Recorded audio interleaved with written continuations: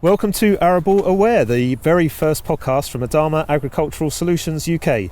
My name is Russell Goldsmith and I'll be hosting what we hope is something a little different from the podcasting world, especially given the fact that we're recording the show out in the crop fields of Strawson Limited in Nottinghamshire, where I'm joined by their company agronomist, Ian Holmes, as well as two technical specialists from Adama, David Roberts and Andy Bailey, who I'll be chatting to shortly. Coming up on the show, we have a roundup of how things are looking as we've come through the winter, and so as well as hearing how Ian's crops are faring here, we'll also be getting the views of two yen growers from the southeast and southwest of the UK.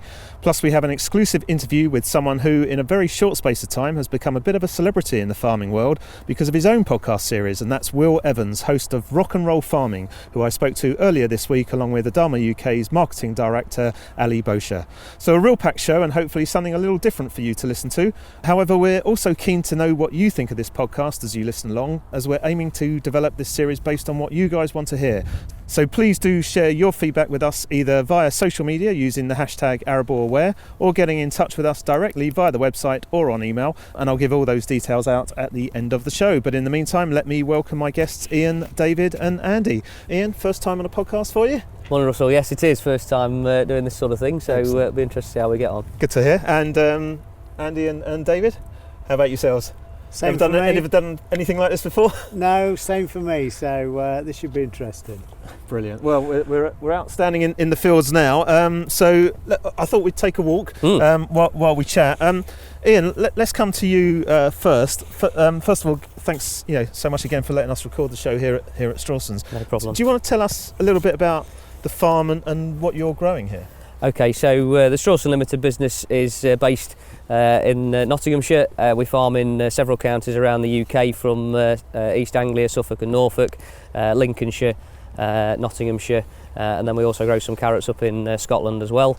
So business is focused around potato and vegetable production, carrots and parsnips, but we also have quite a significant arable enterprise as well, which comprises about 5,500 acres, predominantly wheat, winter wheat, oilseed rape, sugar beet, and then we've got some smaller areas of winter barley, maize, and then now more spring barley and spring wheat off the back of some of the heavier land obviously having blackgrass issues, as many other people suffer from as well. Well, we'll come on to that in a little while. One of the things, we're out in the wheat crop at the moment. Yeah. How are things currently looking? Yeah, okay, so we had an interesting autumn. We've had the wettest September that we've probably had for a number of years, and so it was interesting trying to get into land work in the autumn. So we've probably drilled a little bit later generally than we would have done in the past. We've tended to be moving towards that anyway, again from a blackgrass point of view. But we started drilling this year for wheats around about the 5th or 6th of October. But we had a very open autumn from that point on, and so we've got crops that were drilled right up until the first week in December. Right. Well, we're going to go into a bit more detail about prepping for spring with David and Andy shortly. But earlier this week, I spoke to a couple of yen growers from the south of the country to get an understanding of how things are looking on their farms. We began in the southwest of England with Ian Robertson, who works at David Foot Limited, based in Dorchester in Dorset, and I started by asking him how his wheat and barley crops had come through the winter. Our wheat and barley crops this year have come through the winter, considering the amount of rain that we've had. They've come through looking really well. I'm really pleased with how it's looking, considering the conditions that we established the crops in the autumn.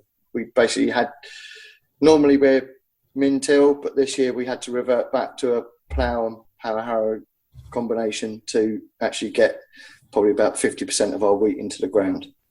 Due to the weather conditions, the autumn herbicides were tricky to apply, but luckily we managed to get on with it reasonably well, and due to the level of moisture that was in the soil, all the herbicides have worked above where we would have liked them to be. So looking forward, the crop's looking really clean. A little bit of broadleaf wheat, now the herbicides are running out of steam, but we're looking at addressing that probably with possibly Broadway Star, and that's going to be the main of our program moving forward this year. We're really lucky where we are. We don't have this dreaded thing called blackgrass, so it's not really an issue for us. We've got 2 fields that have got it, but they're not in the rotation for cereals at the moment, so that's not a problem. And the ryegrass, hopefully, the Broadway Star will take control of that, because that's also got grassweed activity as well. So nothing really on the grassweed front at the moment. So this year we've got 2 varieties of winter barley. We've got Bazooka and Volume. They're looking really good. Just starting to grow. It started to warm up a little bit. They're just starting to move. And then the winter wheat varieties we've got is Dickens, Graham, Siskin and Gravity. And all looking really good. We walked them earlier this week and no sign of disease at all. There's septoria on the older leaves, but it's not really an issue at the moment. We're not too worried about the conditions. They're looking forward, the potential's there. But unfortunately, I don't own a crystal ball at the moment. So if you hear of one, let me know. But generally, it's looking good, a lot better than I thought it was in November when we were paddling around in the mud. So yeah, it's looking, the glass is half full rather than half empty at the moment. So we're hopefully going to push on and get some high yields this year if the weather plays ball. My name is Alan Clifton Holt. We farm down on Romney Marsh in Kent, right by the English Channel. And our company name is AA Clifton Limited, which is kind of a broad spectrum of farming. We have quite a bit of commercial and quite a bit of renewable energy stuff within the business as well. So our wheat and barley crops have come through the winter pretty well. We had a very dry autumn. We were still drilling in the beginning of November in some brilliant conditions. It started to become a bit wetter down here at the beginning of December. Where we are on Romney Marsh, when it gets wet, it gets very wet, and you just have to avoid getting on the ground at all. And so, because we know that, we gear ourselves up to not coming on the ground until it dries up much later in the spring than a lot of other places. But our crops today look pretty good. We're pretty content with where they are. There look some decent yields in the wheats, and the rapes look well established. So our blackgrass and broadleaf weeds pressures vary across the farm. We're quite spread out on the Romney Marsh. In parts of it, it can be extreme pressure, especially from blackgrass. Probably 10 years ago, we had part of the farm which was unfarmable from a winter cropping perspective. We've got that under control through a mixture of spring cropping, later drilling, massively reduced tillage, increased drainage. So a mixture of what everyone's trying to do. That's really brought things under control, and we're starting to get some good yields out of our worst blackgrass areas. The better areas that have reduced blackgrass are always consistently done well. We don't have huge pressures on them, but last year they did particularly well. We were getting some 14, 15 tonne yield crops out there, which we were particularly pleased with. On the broadleaf wheat front, we're getting quite a lot of Charlotte now, and we've been using Clearfield varieties to try and tackle that, and that seems to be working. I'm not sure if it's the right route for the long term. I'm not sure we're going to store ourselves a problem up later, but for the short term, it's certainly the way forward. Yeah, I think we've underestimated some of these broadleaf weeds, especially in rapes, and we need to address those over the medium term. So our wheat varieties that we have in the ground are, we grow Group 3 wheats because our natural homes are for the export market. Our main our main home locally in the UK is Tilbury, which takes obviously Group 1s and some Group 3s, but our export market does very well when we've got currency working with us. So we grow Zulu, KWS Basset, and we've got some illicit in the ground this year, which is looking actually very promising. It's only a small seed plot, looking to multiply on, which hopefully will do very well. On the barley front, we grow spring barleys, so they're not quite in the ground yet, but they will be. We traditionally grow Pepino, and then we've also got some KWS Planet, which will go in the ground to multiply on this year as well. So disease levels are pretty low this year. We haven't had huge amounts in the winter wheats or the rapes, to be fair. They're pretty good and pretty clean. We had a decent program put together for the autumn for it, but coming into the spring, I'm pretty relaxed at the moment of the levels we've got in there. I think we always have to monitor, especially with high yielding crops and high biomass density crops. You have to really watch that and monitor it pretty strongly, which we try to. So on the whole, the potential looks pretty promising. Our rape crops look pretty good. Yeah, I'm pretty confident we're going to get some good yields out of some of those rapes. Just how we manage the nutritional side of that will be the biggest challenge, because some of them are quite big biomass crops already. On the wheat, yeah, I think there is some good potential there. Yeah, there's the odd patch in the corner we like to hide away somewhere and not talk about, but there is certainly plenty of potential in the majority of it. It's a bit early to say yet what that potential will result in. Give us till May, June time, or even better, October, once we've got combine through, will be even perfect. But it looks pretty good at the moment. David, what's your thoughts on what we just heard there from Ian and Alan? Thank you, Russ. It's very interesting to hear these diverse opinions, and a lot of that is driven when you're thinking of blackgrass control on the autumn weather conditions. Alan's conditions were dry, Ian's conditions were particularly wet, and those in themselves can cause obviously different problems. Getting the wheat in the ground in good time is obviously important, but then you shouldn't do that at the cost of getting the seed bed in poor condition. The other thing with the conditions being dry, and I think Alan alluded to that, was when you put down residual herbicides for blackgrass control and ryegrass control, it clearly can have an impact. If the conditions stay dry, then the performance is probably less than you would hope for. So you need to counter that in when you're thinking of your spring approaches. What was the performance like in the autumn, and do you need to adjust your planning looking at the spring? Ian's point about not having too much blackgrass to worry about is great. That eases the pressure for him in some respect, but in many areas, and Ian commented on it, ryegrass is becoming a significant problem. There are a couple of different approaches to that. We have a product tower which has chlortoluron in it, and that we know does have good efficacy on ryegrass. So that's possibly a consideration for Ian as well. Right, well Ian, as I said before, we wanted to get a similar update from yourself. Did you get your autumn herbicide applications done as you'd planned, and are you satisfied with the results coming into spring? Okay, so the autumn-wise, as I say, we had a very wet start to autumn, and actually it was probably late October and November probably that saved us a little bit in terms of allowing us to get on with workload during that time. We have very much a pre-emergence based approach for winter cereals and for oilseed rape in fact as well.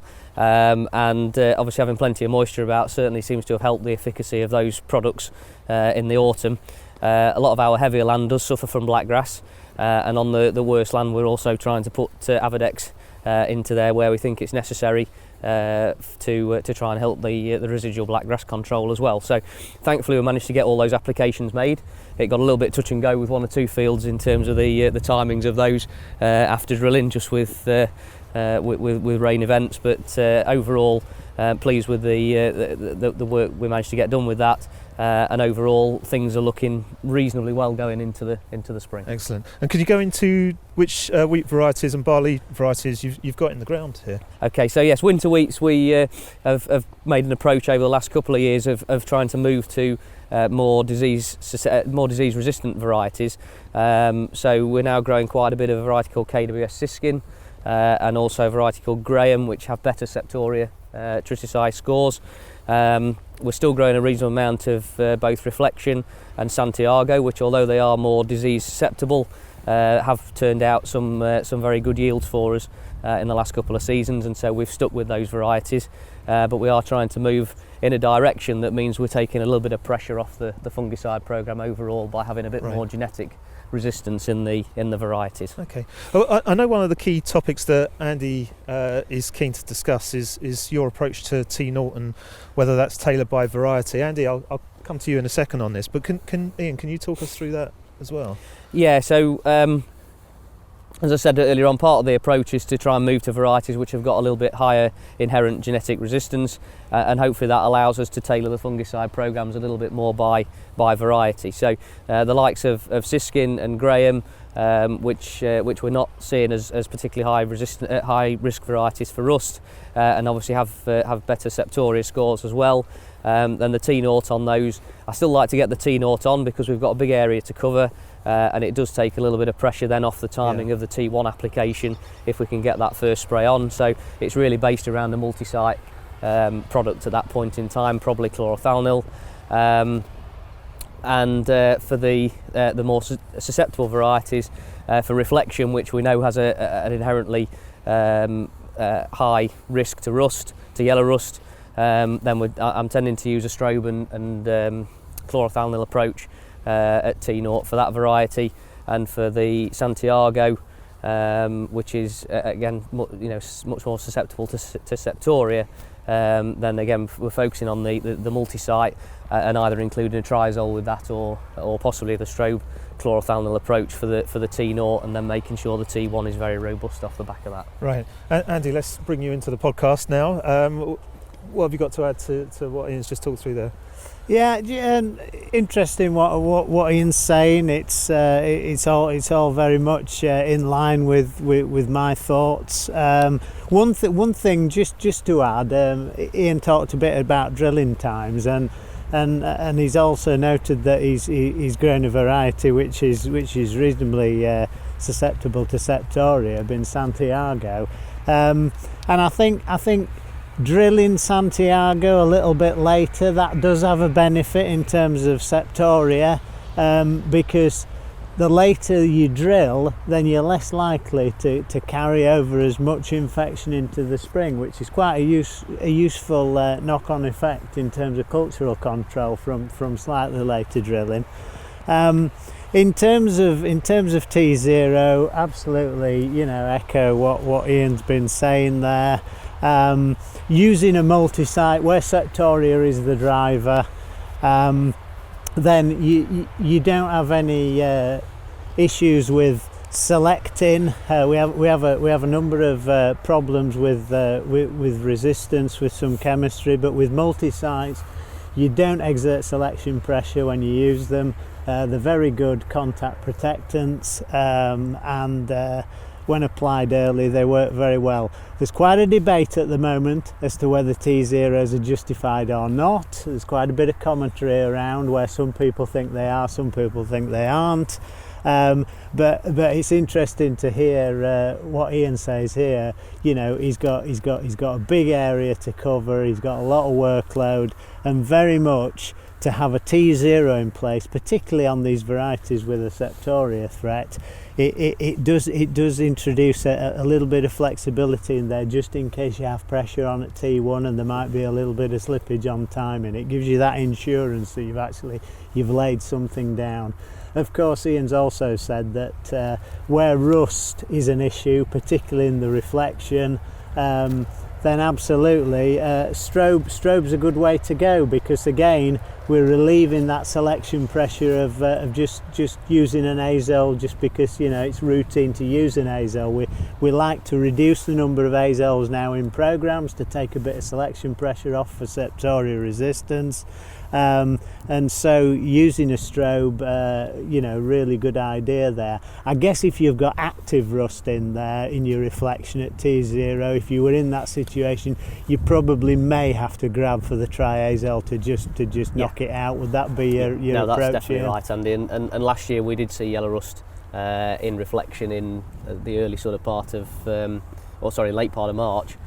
Prior to the T0 going on, so probably 10-14 days before that, we did just pop a low dose of triazole in there at that point, just to try and tidy up that bit of rust ahead of time. I wasn't confident to let the rust get away, because we know how difficult it can be to eradicate once it's in there. Sure. So that is definitely part of the thought process. Hopefully the colder weather we're having at the moment will mean it'll be it'll keep the rust under control. I haven't seen any rust yet in any of our crop, and even the reflection isn't showing anything at the moment, so hopefully the cold weather will keep that down, and we'll be able to wait until we get to the traditional T0 timing before doing anything more. Okay. Oh, just one other comment from me. Ian's mentioned that his multi-site choice is chlorothalonil. I would say that Adama do have an alternative multi-site product in Folpet, formulated as Arizona.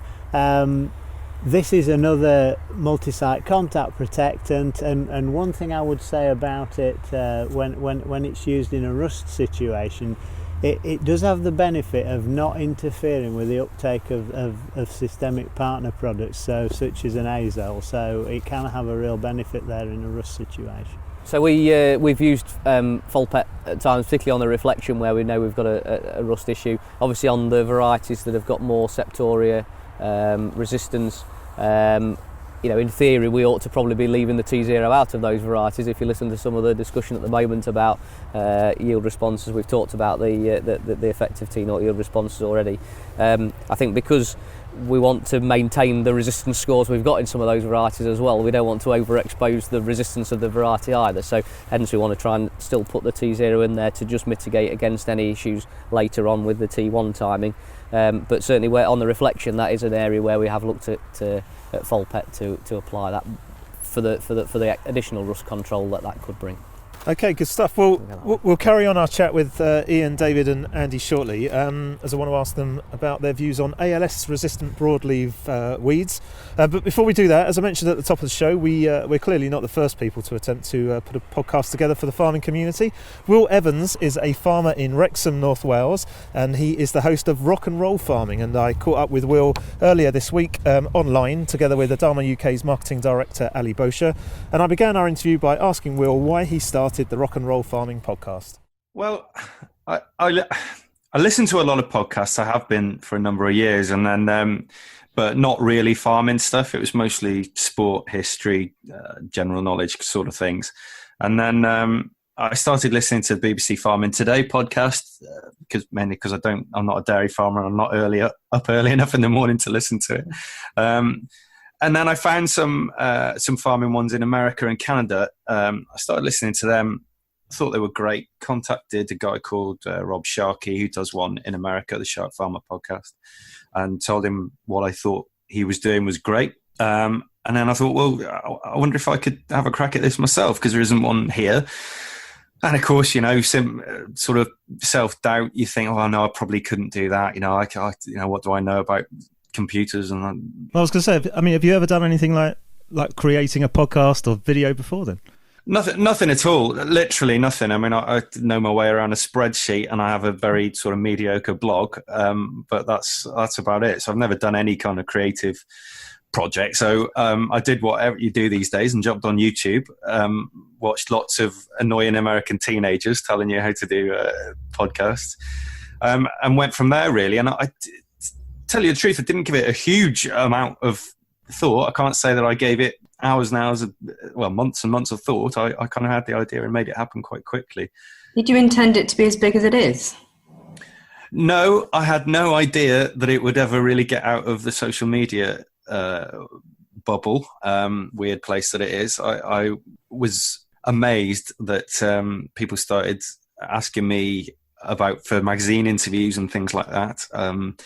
Certainly never expected, never gave it a second's thought really, actually, because what I was trying to do, I suppose, was to show off other people. So when I've started getting attention, it was quite daunting to start with. So come on, what's behind the name then? Rock and Roll Farming, what's all that about?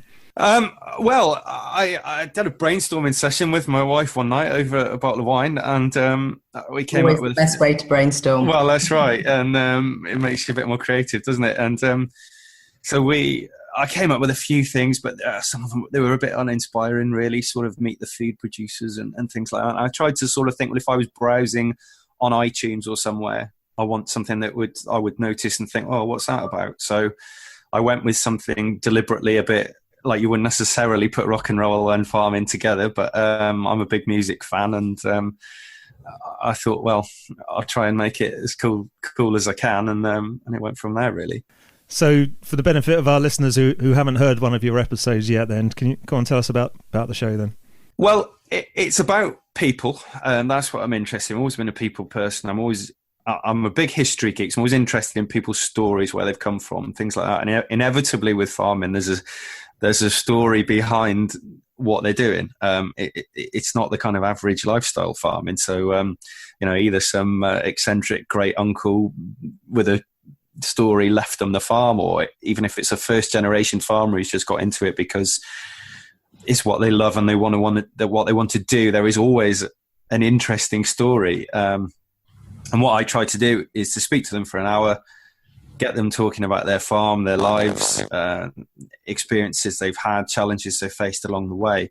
And I find it really interesting, and I think other people do as well. What do you think people make of it when you say to them that you want to record them for a podcast? Because, this is, although it's not new in terms of technology per se, for our industry, it's not prolific. So what's been their uptake, their thought process when you've gone, hey, let's record a podcast together? Yeah, I had an old guy, and I was selling cattle in the Oswestry market last Wednesday, and an old guy came up to me. He'd seen something in a magazine. I had to spend a very interesting 20 minutes trying to explain what a podcast was to him. A very old Welsh farmer. But I think most people it's getting easier now. When I started it, a lot of people hadn't heard of them, and I really did have to sort of explain, sell it to them really. But I don't think I've ever had anyone turn me down to come on. A couple of people have sort of said, well, now is not quite the right time, but give me a couple of months and I'll do it then. But it's been great. I mean, it's quite hard sometimes to get farmers to open up, to talk about themselves, especially in this country. The British people are notorious for that anyway. But usually if you get them onto the right subject, you get them onto what they're passionate about, which is invariably their livestock or their crops or whatever they're doing, whatever they've diversified into perhaps. You hear the change in their voice and they're away. And sometimes you can't stop them talking then, which is what I like, because it's a lot easier for me. Are there any sort of topics and conversations that have come up that you weren't expecting? I'm quite surprised how often it's come back to mental health problems. There are some people that I've known about it because they've been very open about it on social media, who I've deliberately talked to, wanted to highlight. But it's been quite surprising how many people have had really tough times. I think farming, it can be a wonderful way of life. It's a brilliant way to have a family, and some days there are moments when the sun's coming up in the morning and you can hear the birds singing and you think you wouldn't be anywhere else in the world. But it can also be quite isolated. You don't see people very often, and I think that strain of sleepless nights, sometimes worrying about your overdraft, or you're very open to extreme weather or commodities prices, and that can be a worry, and it's difficult at times. So do you think that whole aspect of not just podcasting but social media has really helped in terms of bringing community together within farming?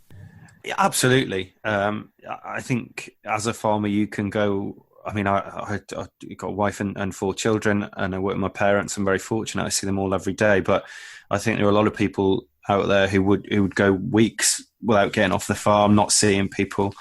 Some people live in very remote places. It's not like they can just pop into town to various amenities. So I think social media has been fantastic for that, and just seeing the amount of farmers who are on there from all around the world, you can see the good that it's doing. And I hope with the podcast, I mean, I've got no sort of delusions of grandeur about it, but I do get nice messages afterwards. I mean, when we talked about depression and mental health, I had a lot of direct messages as a result of that, saying thank you for doing this, because that really helped me realize I wasn't on my own struggling. And I think things like that, I put a lot of time into this, but things like that make it 100% worthwhile. That's fantastic. Have you found that because you've picked some pretty heavy duty subjects to approach, that people are actually coming to you saying, could you potentially address this issue, or could you cover this subject? Are they bringing subjects to you now?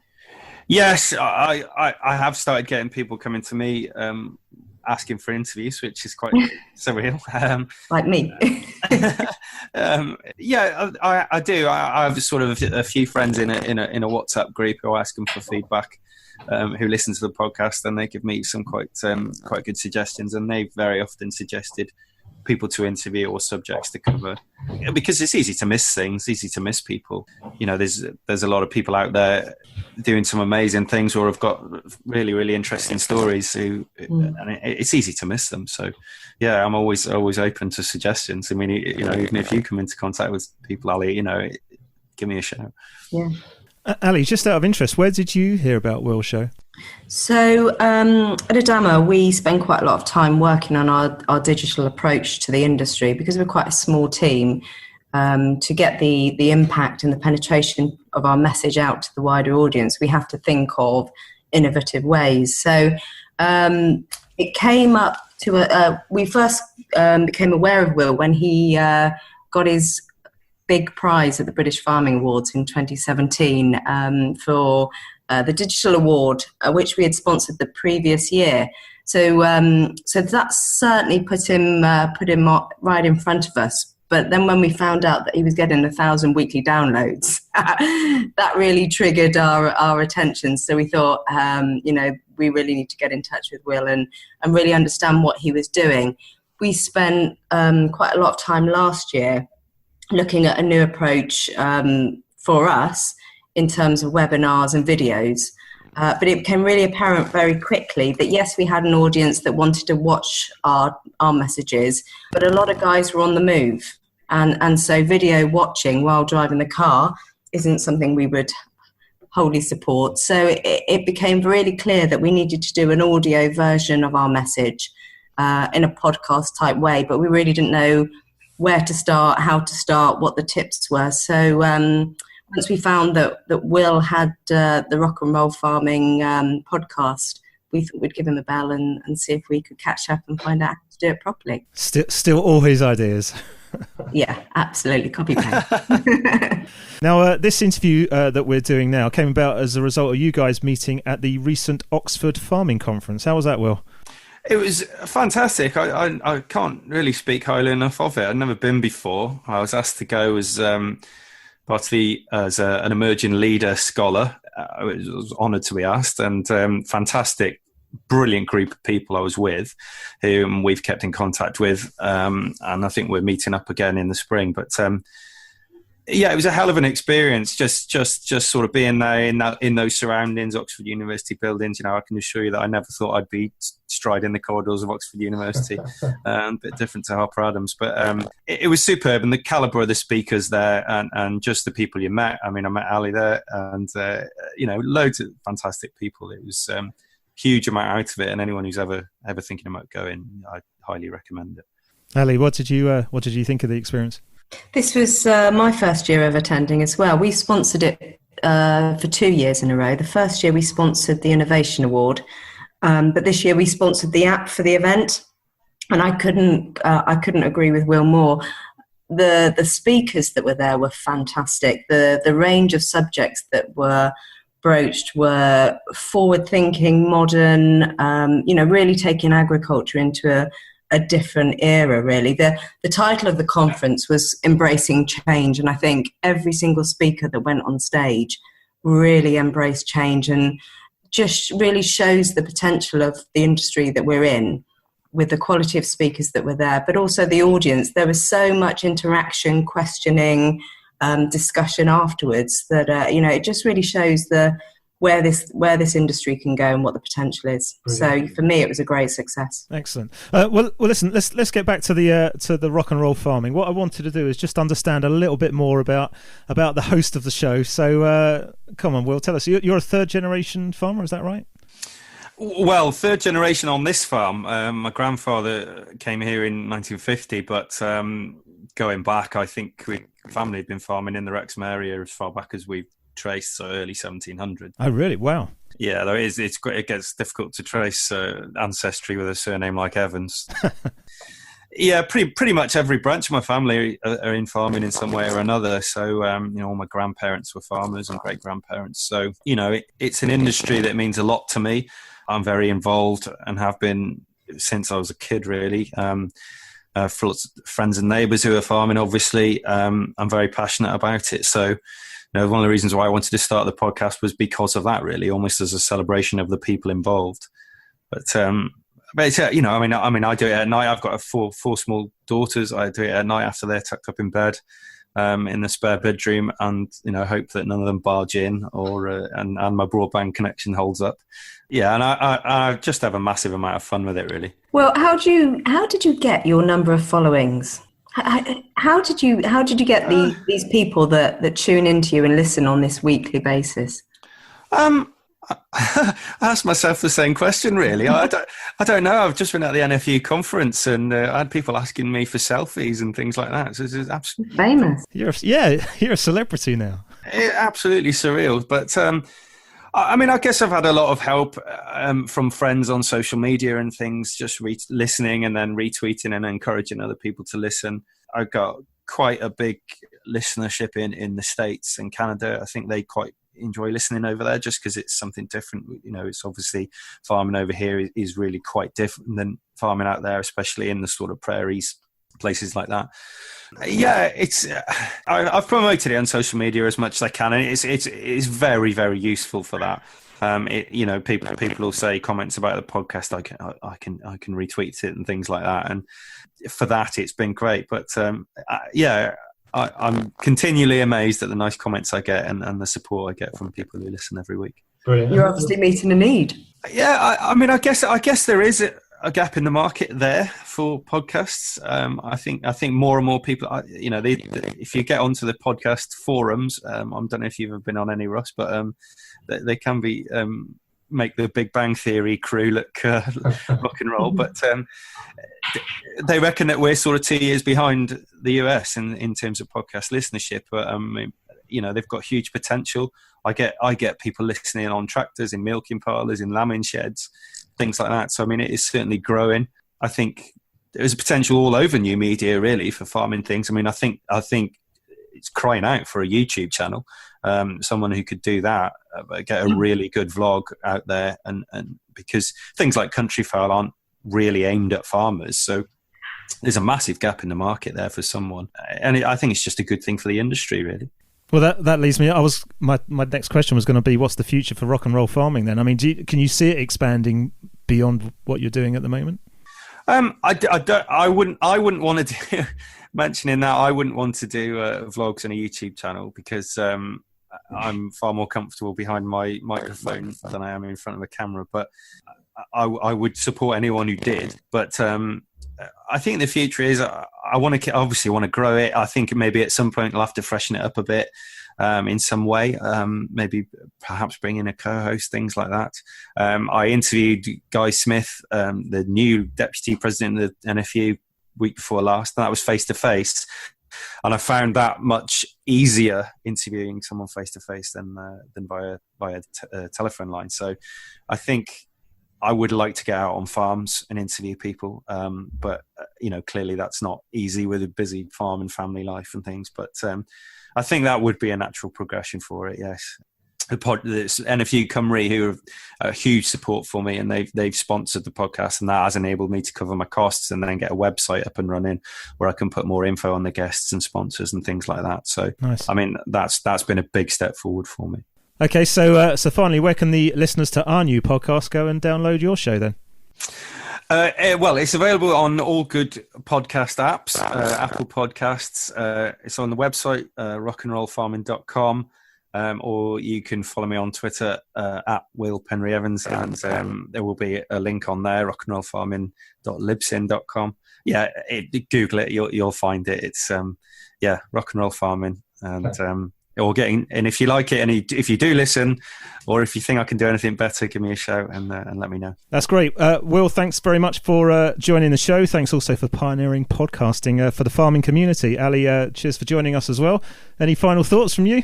Thanks, Russ. And I'd just like to say thanks on behalf of Adama to Will for really just sharing his thoughts on podcasting and the support that you've given us. So great. Hopefully we'll be in the podcast world together. Thanks very much. Looking forward to it. Thanks for having me, guys. So thanks again to Will for doing that interview for us. I should point out, actually, Ian mentioned earlier about the cold snap. I should thank the guys here because we have braved the snow today to come and record this, and we've now made our way to the oilseed rape field, and it is pretty chilly out here at the moment, and we're here at Strawsons Limited here in Nottinghamshire. Ian, I want to come to you on this issue of blackgrass, ryegrass and broadleaved weeds. Do you have any out here that need addressing at the moment? Well, you mentioned that it's snowing, Russ, so I'm absolutely delighted with how it looks at the moment. But oilseed rate wise, we again managed to get our residual herbicides on in the autumn well. Again, we pre-emerge all of the oilseed rape, mostly because we've got other broadleaf weed issues as well as blackgrass. So cranesbill, cleavers, and poppy being three that are very difficult to control once the rape is up. So we do have a pre-emergence strategy for trying to deal with those. Blackgrass-wise, we put a contact graminicide Centurion Max on in about early October. That did a very good job at holding back the first sort of flush of blackgrass, and then the curb propizamide type applications, those went on with us at the end of November, early December. Pleased with how they've worked. There's some very good control of blackgrass from propizamide at the moment that's visible, and hopefully that's going to keep those crops clean now through to the summer. David, any thoughts on that? Yeah, I agree with Ian's approach. What's become apparent over recent years is that wherever the blackgrass is growing, be it in a cereal crop or in an oilseed rape crop, we have to take a thoroughly planned, programmed approach to it. You can't just rely on one product to get you out of trouble with it. So you need to approach it as a program. Certainly Ian mentioned the use of residuals in his cereal crops. That is fundamentally important, I believe. Avadex has become more and more important. With the programs in oilseed rape, it's still clethodim, it's still propizamide. They're very, very important products. We do have carbetamide crawler that can have a useful effect as well, and that's got a new approval for application earlier in the season. So there is something there that we're investigating, and we certainly see a benefit in that. And what about views on ALS-resistant broadleaf weeds? So things like chickweed, mayweed and poppy. How big a problem is that for you, and which strategies are you adopting? So we have got confirmed ALS resistance in poppy on one of our farms. So oilseed rate wise, that tends to fall into an astrocurb type application to in the autumn to try and keep on top of those. In the cereals, then we're basically back round to the old chemistry really. So it's MCPA and that kind of thing, and we have used in the spring crops. We have used Tower, which I think David mentioned earlier on. We have used Tower with the chlortoluron in there as well to give us a little bit more efficacy with the sort of earlier residual type applications for the poppy. I think where we've got ALS resistance, and Ian has done absolutely the right thing in getting it tested and getting it confirmed. Part of the issue is now to contain any potential spread, but then addressing the populations which are confirmed as being resistant. Clearly avoid using ALS resistant herbicides. That's the first thing to do.